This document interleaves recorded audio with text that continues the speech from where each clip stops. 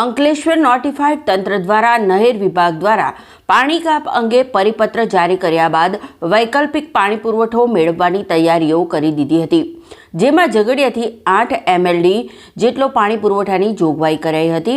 ઉપરાંત જરૂર પડે તો નવા ભૂગર્ભ બોર ઊભા કરવાની તૈયારીઓ આદરી દીધી હતી। જો કે હવે થોડી રાહત સર્જાઈ છે।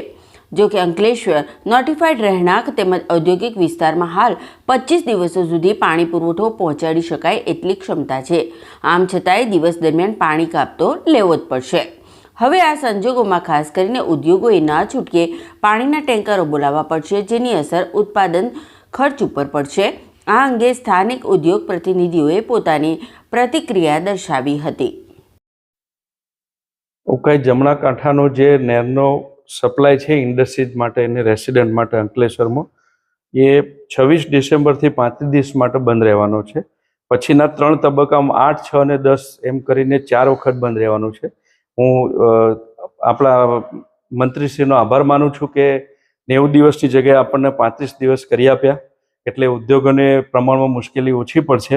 પણ 35 દિવસના કાપમાં અમારે રેસિડન્ટનો એરિયા બહુ જ મોટો છે, ત્રણેય એસ્ટેટના લોકો અહીંયા રહે છે, એટલે એમનો સપ્લાયનું અમારે પ્રાયોરિટી હોય, એટલે ઇન્ડસ્ટ્રીઝમાં કાપ આપવામાં આવશે।